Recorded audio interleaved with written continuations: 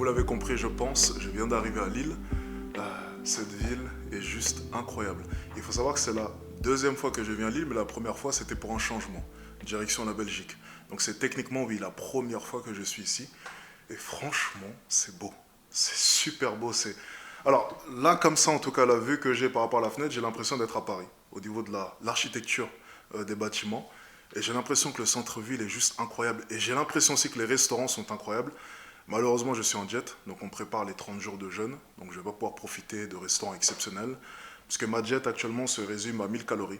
Et donc lorsque tu manges pour 1000 calories, tu évites tout ce qui est restaurant étoilé ou ce genre de choses. Donc peut-être une prochaine fois, j'aurai l'opportunité de revenir ici et de pouvoir goûter un peu au bon plat de Lille. Mais ouais, pour l'instant, la première impression est pas mal. Je vais passer ici 3 jours normalement pour un gros client à moi. Donc je suis actuellement en déplacement. Il faut savoir que lorsque je me déplace, donc j'ai toujours mon appartement du coup pour bosser et mon appartement pour dormir. Donc là, j'ai récupéré du coup les clés du premier appartement, donc celui pour bosser, et ensuite j'ai mon appartement pour dormir. On ira chercher les clés juste après. Je fais toujours ça simplement parce que, en fait, je deviens fou si je reste tout le temps dans le même appartement. Il faut savoir que je bosse depuis chez moi. Donc si je reste 100% du temps dans le même appartement, en fait, tu deviens fou. Si tu bosses ici, puis tu dors dans la chambre, elle doit être à gauche ou à droite, j'en ai aucune idée. D'ailleurs, on va regarder l'appartement ensemble. Bah, forcément, en fait, tu deviens fou. C'est que tu travailles et tu dors au même endroit et en fait, tu ne quittes jamais le boulot techniquement. Alors, c'est quelque chose que j'ai fait pendant longtemps. Et dès lors que j'ai eu assez d'argent pour pouvoir avoir deux endroits, donc que ce soit un bureau dans un premier temps à l'époque, j'avais l'académie avec les bureaux, c'était la belle époque pour moi dans le 15e arrondissement, et j'avais aussi mon logement. Dès lors que j'ai pu du coup séparer les deux, je l'ai fait. Et ensuite, au fur et à mesure du temps, je me suis rendu compte que, étant donné que je faisais des lives souvent, donc mon lieu de travail devrait plutôt ressembler à un appartement, donc j'ai pris au final un autre appartement pour faire des lives. Et chaque fois que je suis en déplacement, j'ai fait à peu près la même chose. À Paris, j'ai un appartement pour bosser, un appartement pour dormir, peu importe où je vais, je prends toujours les deux. Et généralement, ce que je fais, c'est que je prends aussi un hôtel. Le problème, c'est qu'à Lille, il n'y a pas de 5 étoiles. J'ai regardé, il n'y en a pas. Donc, étant donné qu'il n'y avait pas de 5 étoiles, ben, j'ai fait réserver un hôtel, un Airbnb, excusez-moi, pour dormir. Voilà. Donc, mais généralement, c'est 5 étoiles. Le problème, c'est que j'ai vu, il y a l'Ermitage. Donc, c'est une chaîne d'hôtels qui est pas mal. En tout cas, à Monaco, c'est pas mal. Et il y a le Barrière, donc Phuket, ce genre de choses, que j'ai essayé à Cannes d'ailleurs en vlog avec vous. Et à Paris aussi en vlog avec vous, si je ne me trompe pas. Le problème, c'est qu'ici, c'est du 4 étoiles. Il n'y a pas de 5 étoiles. Je ne suis pas en train de dire que je ne vais pas dans des 4 étoiles. Simplement que sur le coup, je me suis dit, bon, bah, autant prendre un Airbnb. Voilà. Ça aurait été un 5 étoiles, j'aurais pris 4 étoiles. Bon, écoutez. Alors, regardons l'appartement. Ah oui, au passage, le client que je viens voir ici à Lille a payé très cher. On parle d'une grosse signature en coaching, c'est pour ça que je me déplace. Donc, ça devrait bien se passer normalement. C'est la première fois que je vais le voir. Il a payé une somme, pour moi en tout cas, vis-à-vis de mon business, que je trouve astronomique. Après, j'imagine que les gens signent des devis à 500 000, 1 million d'euros. En tout cas, pour ma société, c'est exceptionnel. Ça représente quand même plus de 20% de mon chiffre d'affaires habituel par mois. Donc, juste avec cette signature-là. Donc, je suis très content et très heureux. Alors, je vais vous montrer du coup très rapidement l'appartement. Donc, bon, voici le salon. Pas mal. Ok, ça va, c'est joli. Ça a l'air pas mal pour bosser, j'aurais peut-être enlevé ce tableau-là qui me fait un peu flipper, je dois vous avouer. Mais sinon, dans l'ensemble, c'est pas mal. Salle à manger juste ici, la cuisine qui donne d'ailleurs sur la rue. C'est exceptionnel, ça j'adore. Regardez un peu la rue, comme est-ce qu'elle est belle. C'est magnifique. Très belle cuisine en tout cas, moi j'aime beaucoup. Ok. Ensuite, si je me trompe pas, on avait dit qu'est-ce qu'il y a ici. Voilà, ça ressemble à des toilettes ça. Ouais, toilettes, ok. Juste ici, bureau. Ok. Bon, pas mal, j'imagine que ça, c'est un lit aussi qu'on peut descendre. Pas besoin d'utiliser du coup. Salle de bain ici. Ok, une chambre. Pas mal. Une chambre du coup qui donne sur une terrasse. Juste ici. La terrasse qui est, ma foi, jolie. Super jolie. Après, bon, moi, ce que j'aime un peu moins, c'est ça. Tu vois. C'est le fait que les gens puissent te regarder juste ici. Voilà. Bon, ça, c'est juste un détail, mais attention aux jaloux, n'est-ce pas? Et ensuite là-bas, qu'est-ce qu'on a? On va voir ça. Ok, une baignoire et forcément les vitres. Ouais, putain, ils auraient pu faire un effort, hein. Moi je suis assez... j'ai un peu peur de ça, moi j'ai l'impression qu'on peut te voir là. Lorsque tu prends ton petit bain. Enfin bref. Superbe appartement, j'aime beaucoup personnellement. Je sais pas ce que vous en pensez, mais pas mal, exceptionnel. Je vais pas défaire toutes mes affaires du coup. Je vais prendre ma valise où il y a mes affaires personnelles, tout ce qui est pour dormir, shampoing, blablabla. Et je vais aller du coup déposer cette valise-là dans mon autre appartement. On va aller récupérer les clés, puis on verra un peu à quoi est-ce qu'il ressemble. Forcément, il sera un peu plus petit, c'est un appartement un peu plus simple, juste pour dormir. Donc moi, je suis pas compliqué, je veux quelque chose d'efficace. C'est pour ça que de manière générale, je préfère les chambres d'hôtel. Chambre d'hôtel, c'est simple, t'as ta chambre. Ou une suite, à la limite, t'as une sorte de petit salon, mais je vais rester vraiment très simple parce que généralement, je vais passer 5 6 heures dedans. Donc pas besoin non plus de faire des folies. C'est pour ça que je me mets quand même un budget pour les chambres d'hôtel. Je me dis, ok, on va pas dépasser les 800 euros, 800, 900 euros. Tout ce qui est en dessous, c'est correct. Ok, c'est généralement ma mentalité. Ensuite, après, pour ce qui est du Airbnb, là, par contre, je compte pas. C'est l'endroit où je travaille. Donc, peu importe le prix, si ça me plaît, je prends. Donc, ça peut être un appartement à 900 euros la nuit, 800 euros la nuit, 1000 euros la nuit. Je prends si ça me plaît. Voilà, et si je suis dans le mood pour avoir tel ou tel appartement. Il y a des moments où je suis dans un mood pour avoir un petit appartement. Ça arrive. J'ai envie d'être dans un cocon. Là, on est sur une taille, pour moi en tout cas, normale. Voilà, on est sur un appartement de taille normale. Voilà, on a un grand séjour classique. Tout ce qu'il y a de plus simple. Ok.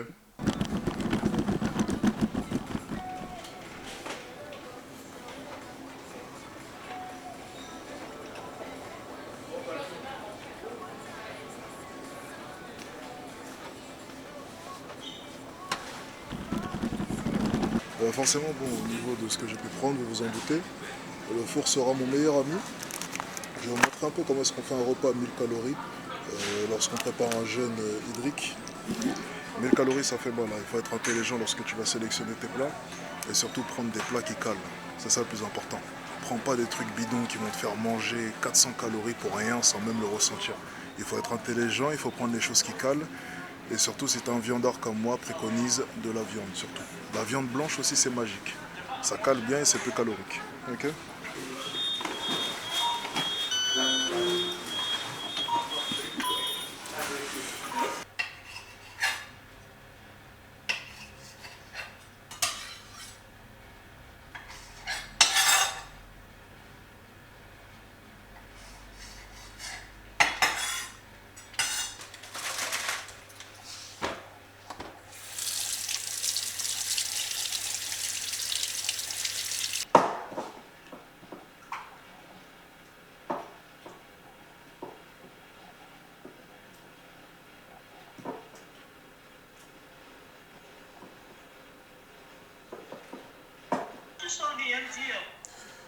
Ah bon?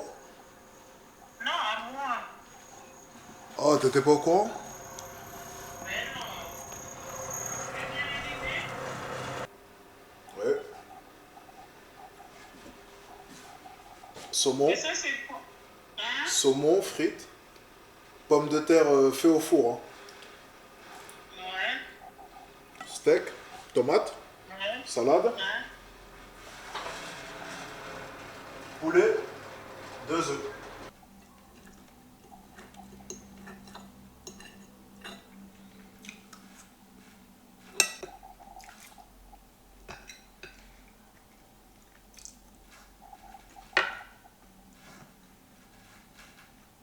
Parce que tu as un bon personal branding que tu auras forcément une grosse audience. Lorsque tu as une petite audience, la chose la plus importante à faire, c'est de cibler. Aller se nicher dans la niche. C'est-à-dire que, par exemple, ton agence de marketing est avoir des prospects qualifiés en seulement quelques jours. Il y a le moment où je secoue ma tête. Le problème, c'est que là, tu laisses un peu de temps. Tu vois, tu me laisses le temps de dormir. Et d'un coup, j'entends la sonnerie. Tu vois, tu laisses quelques secondes. Le mieux, c'est qu'en fait, la sonnerie vienne. Ok, bon, pour l'instant, je suis super content. Attendez, je remets ça. Je suis super content du boulot qui a été fait par rapport à tout ce qui est publicité, même au niveau des montages. Franchement, il faut un travail de. C'est quand même fou que les gens aient pu croire que je ne paye pas des monteurs ou des graphistes alors que je bosse avec les mêmes gars maintenant depuis tellement longtemps. Euh, Posez-vous la question pourquoi est-ce que je n'ai jamais eu de problème avec certaines personnes et des problèmes avec d'autres. Peut-être que voilà, il y en a eu quelques-uns qui ont essayé d'avoir une part un peu plus grosse. Bon, ils se sont brûlés les ailes en tout cas. Ça m'a valu quelques dramas, n'est-ce pas? Mais bon, dans tous les cas, tout bon formateur a la réputation de scammer. Donc ça ne me dérange pas pour être honnête avec vous.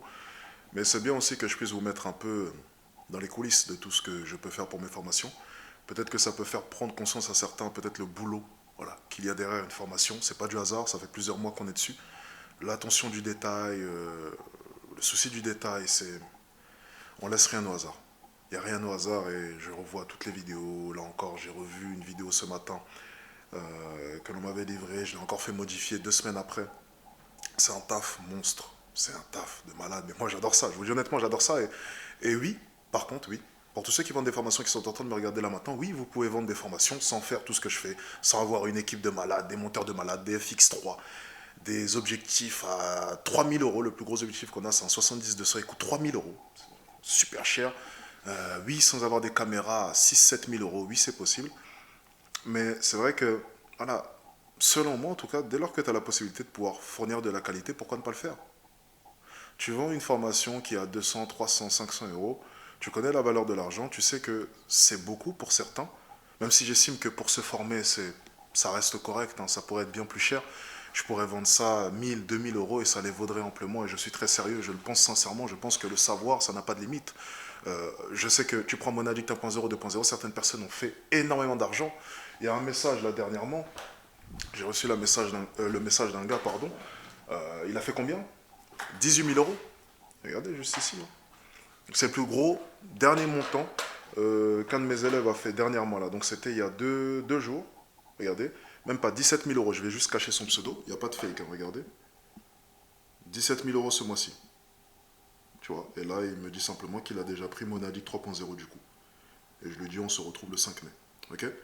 Voilà. Il n'y a pas de fake. Et il y a même encore une fois un jeune. Et là, c'est encore plus inspirant parce que lui, je crois qu'il a 22-23 ans, même si c'est jeune quand même. On a un jeune dernièrement, il m'avait envoyé un message, je ne l'avais pas vu, mais je l'ai vu ce week-end. Ouais, c'est ici. Je vais cacher aussi son pseudo, peut-être qu'il ne veut pas, juste ici. Et lui, il a 18 ans. Il a closé pour 2000 euros. Ouais, j'ai répondu ce samedi-là. Voilà. Alors, à partir du moment où certaines personnes peuvent faire des montants comme ça, combien vaut la formation? Parce que moi, la formation, je te la vends 300 euros, à peu près. Mais si des personnes peuvent faire 17 000, 2000, on a eu du 50 000, on a eu du 30 000, on a eu... Si je la vendais 1000 euros, 2000 euros, 3000 euros, est-ce que ça les vaudrait? Réfléchissez à ça. Alors oui, attention, attention, je ne vous vends pas du rêve là, hein, je ne vous montre pas ça pour vous dire, c'est sûr que vous allez réussir. C'est faux. C'est faux, c'est faux, c'est faux et c'est archi faux. Tu peux prendre Monaddict 3.0, Monaddict 2.0, Monaddict 1.0, peu importe la formation que tu prends chez moi et échouer. Oui, c'est totalement possible. Et la majorité des personnes, et j'aimerais vraiment être clair là-dessus, écoutez bien, la majorité des personnes qui paient mes formations échouent. Je le dis, et je le dis très sincèrement, elles échouent. Mais c'est normal. C'est pas facile de réussir. Il y a aussi une compréhension à avoir. Tu n'es pas en coaching, tu vois des vidéos simplement, et si tu interprètes mal ces vidéos, oui, il est possible que tu ne réussisses pas. Bien entendu, la majorité échoue. Mais précisez aussi que la majorité ne regarde pas toutes les vidéos. C'est aussi ça, la subtilité. C'est que sur les 70 vidéos, 72, 73 vidéos, je crois, de Monaddict 1.0, tu as 90% des gens qui ne finissent même pas la formation. C'est-à-dire qu'en fait, tout le monde achète le rêve, tout le monde achète la vision, mais une fois que tu es dans la formation et tu te rends compte que c'est super dur et qu'il faut être putain de discipliné, il n'y a plus personne. Il y a aussi ça qu'il faut prendre en compte. Il y en a combien qui finissent la formation? Il y en a combien qui appliquent réellement les conseils qui sont donnés dedans? Il y en a combien qui restent disciplinés? Il y en a combien qui chaque jour vont faire le boulot? Il y en a peu. Et moi, je vais te dire une chose. Ceux qui font cela, je suis sûr d'une chose, c'est qu'ils finissent par réussir. Ça, c'est sûr et certain. Pour le reste, c'est autre chose. Donc je pense que je ne suis pas complètement responsable de l'échec de certaines personnes. Si tu ne veux pas travailler, tu ne travailles pas. Et puis certaines personnes travailleront, mais ne réussiront pas aussi, c'est possible, bien entendu. Mais je pense que c'est un petit pourcentage. Très honnêtement. Parce que je crois que si tu travailles dur, si tu te lèves chaque jour, que tu ne triches pas, tu réussiras. Un jour ou l'autre. Peut-être pas dans 1 an, 2 ans, peut-être que ça prendra 3 ans, 4 ans, mais tu réussiras. Ça, c'est sûr et certain. Sûr. Et si tu es en train de me regarder là maintenant et que tu as Monaddict 1.0, 2.0 et que tu n'as toujours pas réussi, déjà pose-toi la question si réellement chaque jour maintenant, depuis 1 an ou 2 ans, tu fais les efforts. Et si tu les as fait, continue. Ça finira par venir.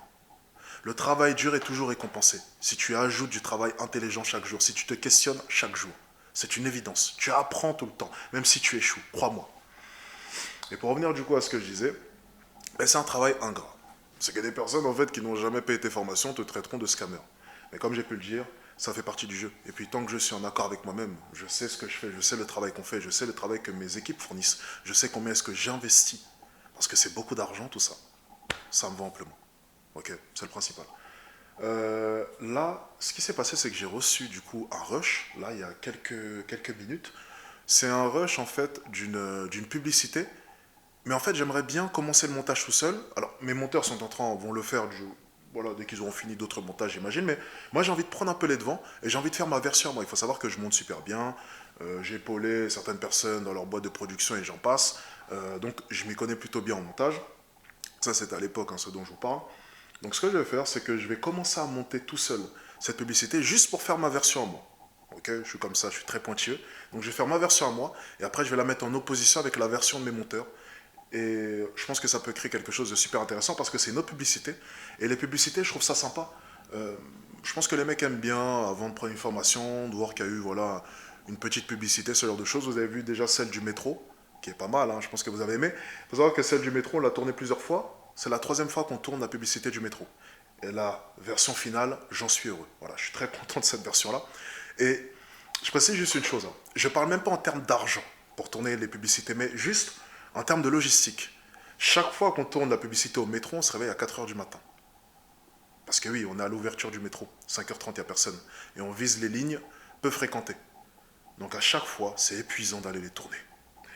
Et je suis content que celle-ci soit la bonne parce que je pense que même mes équipes auraient demandé une grosse augmentation, même si dans tous les cas, ils toucheront une prime pour la sortie de la formation. Mais vous m'avez compris. Ok, donc moi, je vais aller faire un peu de montage. Et ensuite, après, j'ai mon coaching tout à l'heure à 12h. Et ensuite, après, on ira se promener sur l'île. Et on ira peut-être au cinéma. Il y a un film qui est sorti récemment. C'est avec l'acteur qui a joué dans Mister Robot. C'est une de mes séries préférées. Je vous conseille d'ailleurs d'aller la regarder pour tous ceux qui se questionnent un peu sur le monde, la manière dont il tourne. C'est une série en fait qui parle de cela indirectement. C'est super intéressant avec les grandes banques, les grands groupes, les mafieux au final. Hein. Allez regarder simplement pour ceux qui n'y croient pas le scandale HSBC. Ils n'ont rien eu, strictement rien eu, parce que HSBC, tu les touches, c'est toute l'économie mondiale qui s'écroule. Donc allez voir un peu le Mister Robot, hein, et ça va peut-être un peu vous faire travailler au niveau cérébral, ça va peut-être amener à des remises en question aussi. Je pense que c'est une série super intéressante que je vous conseille. Ça allie divertissement, en même temps quelque chose de très ludique, qui va développer votre vision du monde. Et j'ai toujours dit une chose, c'est que si tu veux faire de l'argent, il faut comprendre comment circule l'argent, comment fonctionne l'argent, et pourquoi l'argent a été créé. Et Mister Robot, je pense, est une très bonne série pour tout cela, surtout pour les jeunes qui me regardent, qui ont un peu la flemme d'aller regarder des articles un peu chiants sur Internet et qui veulent quelque chose de divertissant. Et qui en même temps les éduquent. Allez-y, Mister Robot, c'est une super bonne série. Et l'acteur du coup de cette série a sorti un film, et vu que j'aime bien l'acteur, j'ai bien aimé la série. Je me suis dit pourquoi pas aller voir le film. Ok. Donc on ira le voir cet après-midi. Bon, moi je retourne au boulot.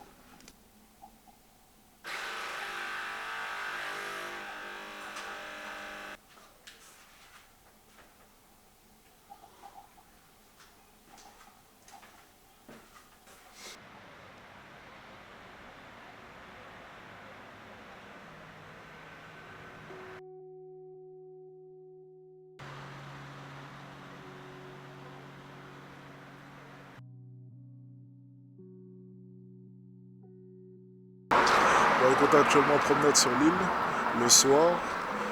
Je vais essayer un peu de visiter la ville tard le soir avant de prendre le train demain, direction Paris. Euh, bon, c'était un déplacement plutôt intéressant, tout s'est super bien passé. J'avais aussi énormément de boulot forcément, donc c'est aussi le point noir un peu de mon boulot, c'est que par moment, tu vas dans certaines villes et puis tu aimerais bien visiter un peu plus, mais t'as pas forcément le temps. Et c'est comme ça, et puis tu fais avec, et puis des fois tu vas dans des pays magnifiques et c'est pareil. J'étais à Istanbul et j'ai eu le temps de visiter qu'au bout de 2 semaines parce que j'ai dû prolonger mon séjour pour avoir le temps de visiter. T'imagines? Les 2 premières semaines, j'étais enfermé chez moi. Donc voilà, c'est les inconvénients des fois. Et dans le business, tu fais pas toujours ce que tu veux. Des fois, tu dois faire des actions. Alors que des fois, tu as envie de te reposer, tu as envie de faire d'autres choses. Et puis on pense souvent que je suis libre à 100%, mais je le ressens pas forcément. Parce que tu as des obligations, mine de rien, même si c'est ton business, même si tu gères ton emploi du temps. Tu as toujours des obligations, tu as toujours des choses à faire et tu fais pas toujours ce que tu veux. Et puis c'est comme ça. Alors oui, je me sens libre en quelque sorte, mais par moments, ce n'est pas forcément le cas et je le sais. Mais j'ai une liberté quand même qui est bien plus confortable. On va dire une semi-liberté. Peut-être qu'un jour je serai complètement libre, lorsque j'irai à la retraite. Ah, ça sera sûrement le sacre pour moi ou le début d'un cauchemar, c'est possible aussi. Parce que j'ai vraiment l'impression que j'ai besoin de ressentir de la pression, j'ai besoin de faire des actions et si je ne les fais pas, en fait, je me sens pas réellement libre. J'ai besoin de me challenger, c'est d'ailleurs pour ça que je vais faire ce défi des 30 jours parce que j'ai cette envie à chaque fois de repousser les limites, de me tester, de voir si je suis toujours le même homme qui m'a amené jusqu'où est-ce que je suis aujourd'hui. Est-ce que je suis toujours ce Alex-là ou est-ce que je me suis ramolli? Est-ce que je suis devenu soft avec le temps? Telle est la question. Bon, en tout cas, c'est coloré. Bon, je vais continuer ma promenade. Et puis demain matin, on a le train à 10h.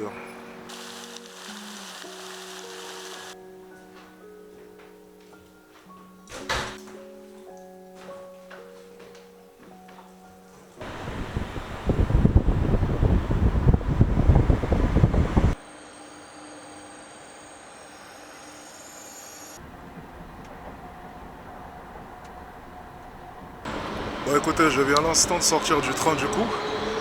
Je suis sorti un peu en retard par rapport aux autres voyageurs, tout simplement parce que je parlais avec un bon client à moi. Il a besoin d'un plan d'action par rapport à un de ses business à 18h. Donc, réunion à 18h avec lui, il a déjà envoyé le virement. Je vais devoir aller à l'hôtel, préparer un plan d'action, donc je vais disposer à peu près de 3-4 heures. Ça devrait me prendre normalement 2-3 heures, ça devrait aller. Et ensuite après, je dois lui livrer le plan d'action à 18h avec une présentation en Google Meet. Ok ? Donc bon, il y a toujours des fois des petites missions comme ça de dernière minute. Ça fait partie du boulot. Donc j'accepte lorsque c'est comme ça. Tant que le client paye bien, dans tous les cas, on fait en sorte de pouvoir le satisfaire. Mais c'est vrai que j'avais prévu autre chose, comme une promenade sur Paris, mais bon, on la fera de nuit, c'est pas très grave. Bon, je suis bien arrivé en tout cas. Gare du Nord, comme vous pouvez le voir. Toujours aussi belle cette gare. Toujours aussi mal fréquentée, mais toujours aussi belle. Ok, c'est au moins ça. Le matin, c'est encore plus beau. J'adore Gare du Nord le matin. Regardez-moi ça. Elle est magnifique cette gare. Elle est magnifique. Dommage que la population aux alentours détruise un peu sa réputation. C'est dommage quand même. Sachant que c'est la première gare lorsque tu viens de Londres. Forcément. Ça donne tout de suite une mauvaise image, n'est-ce pas? Avec le fameux Eurostar. Peut-être qu'on ira faire un tour à Londres d'ailleurs bientôt. Ça fait quelques semaines que j'y suis pas allé. C'est une excellente stratégie. Tu es positionné dans une vraie niche, ce qui attire un public très qualifié. Les personnes qui arrivent sur ta chaîne savent exactement pourquoi est-ce qu'elles sont là. Donc tu ne te disperses pas, tu proposes une solution claire à un problème précis. Maintenant, il faut être conscient d'un point. Okay. Ensuite, après, bien entendu, je t'enverrai le PDF, comme ça au moins tu auras vraiment un récapitulatif de tout. Okay. Moi, je m'appuie sur celui-ci pour après bien développer. Okay. Il faut être conscient d'un point du coup, plus le sujet est ciblé, plus l'audience globale est réduite. Donc là, tu t'en remets simplement à la chance où tu laisses le client choisir, alors que le but, selon moi, c'est de forcer les prospects à te choisir toi. Et pour forcer les prospects à te choisir toi, il faut se différencier. Ok, regarde, simple exemple. Et on va le voir juste après dans les prochains slides. Bon, on est dans les bouchons depuis tout à l'heure. J'ai pu finir la réunion, ça s'est bien passé. Encore une fois, je vais sûrement être en retard au restaurant à cause de ces foutus bouchons sur Paris. Alors, je ne vais pas me plaindre des bouchons sur Paris. Moi, je les apprécie bien parce que c'est lié aussi à l'augmentation des pistes cyclables. Donc, il y a moins d'endroits pour rouler sur Paris. Ce qui est une bonne chose parce que j'adore le vélo et 90% du temps, je suis en vélo. Donc, je ne vais pas me plaindre. Je vais certes arriver en retard à cause de tout cela. Mais en même temps, voilà. Pouvoir rouler sur Paris dans de belles pistes cyclables super larges, d'ailleurs tellement larges que ça n'a pas réellement d'intérêt. Hein.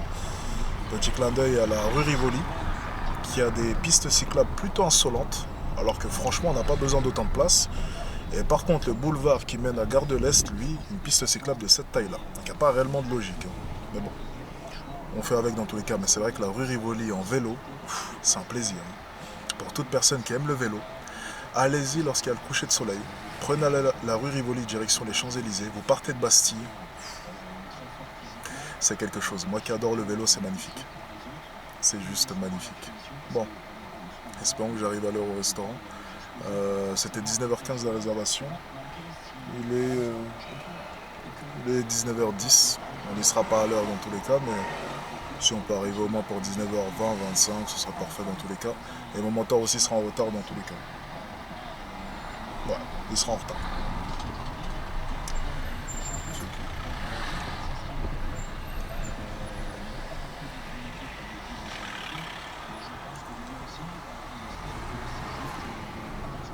Allô papa, ça va? Ah, ça va, désolé, hein, tout à l'heure j'ai pas pu répondre, j'étais dans le rush.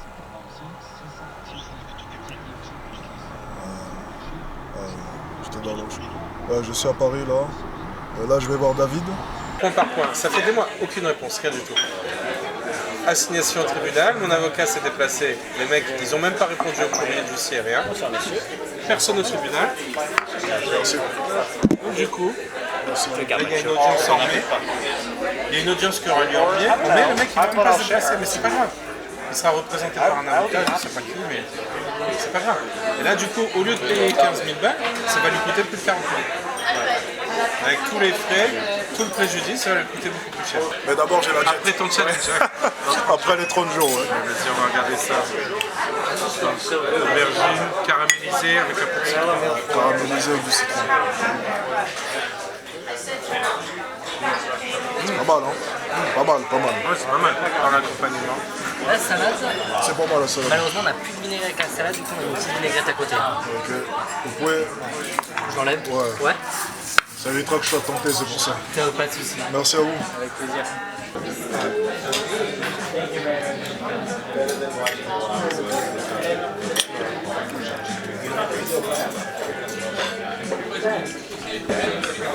Excusez-moi, c'est possible d'avoir du sel s'il vous plaît? Merci. C'est bon, ça va? Bah écoute, l'entrée est top, aubergine caramélisée, très bon conseil. C'était un bon début. Ouais, très bon début. Bon après, j'étais un peu déçu par la suite. Surtout le tiramisu, très beau. Vraiment très beau, mais déçu. C'est pas le tiramisu du Bristol, je te l'ai dit. Alors pour ceux qui ne savent pas, au Bristol, il y a un restaurant que j'adore, 114 Faubourg, je crois il s'appelle. Et le chef de là-bas, le chef pâtissier, faisait des desserts et des tiramisus incroyables. Et il ne travaille plus là-bas. Donc on a recontacté le chef. Il faut faire une pétition là. Je lui ai littéralement dit, peu importe le prix, je m'aligne. J'ai littéralement dit au chef, peu importe le prix, je m'aligne. Et en fait, il a un restaurant maintenant qui est à 2-3 heures de Paris, donc il n'a pas beaucoup de temps. Et donc on n'a pas pu regoûter son fameux tiramisu, mais bon. Écoutez, c'était des caprices un peu, parce qu'on est très fan de tiramisu et de dessert. On voulait absolument pouvoir regoûter un peu. Ça va, tu te débrouilles avec la valise? Ouais, ça va. Ouais, je suis chargé, ouais. J'ai pas eu le temps de passer à l'hôtel, c'est pour ça. Ça va, il s'en sort, il s'en sort. Bref, tout ça pour dire, ces fameux tiramisu, on n'a pas eu le temps. Ok, donc j'ai pas pu les regoûter. On espère un jour pouvoir les tenter. En vrai, c'est à 2-3 heures de Paris. Hein. Ouais, quand même. 2-3 heures de Paris, ça va? Pour les meilleurs tiramisu au monde. Ah, les meilleurs du monde, ouais, c'est vrai, Omar. Ça se tente? Mais on va faire une pétition, pour qu'ils le remettent. C'est tout. Et regarde, on prend ta voiture et on y va. Ouais. Et on va à 2-3 heures de Paris. Juste Ok. pour ça. Juste pour lui. C'est challenge tiramisu. Littéralement. Et je lui dirais pourquoi est-ce que t'as pas répondu au dernier message lorsque t'as dit de venir sur Paris.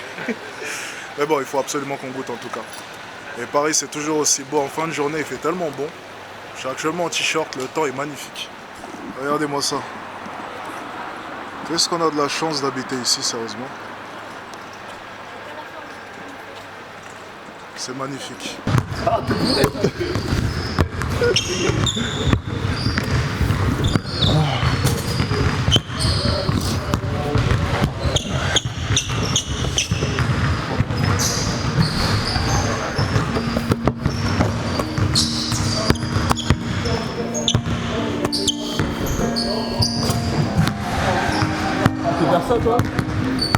Ça m'arrive, ça m'arrive.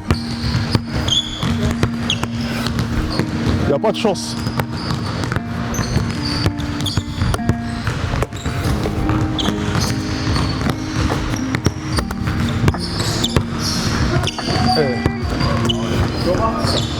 Hein?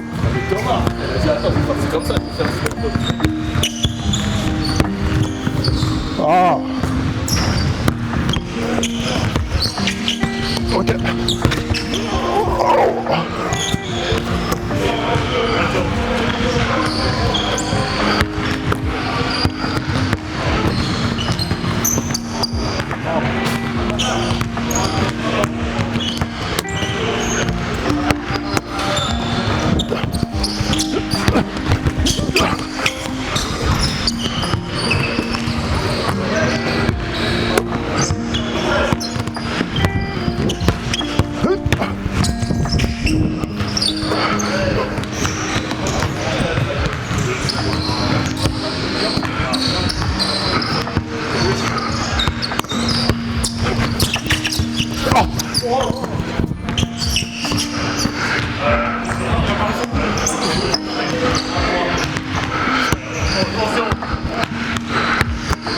3-0.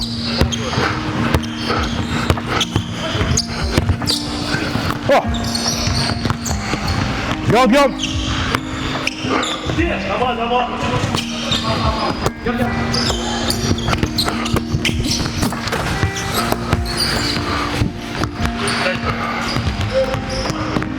Trois 0.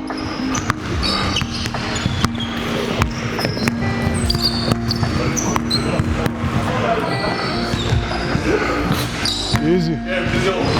5-0 game.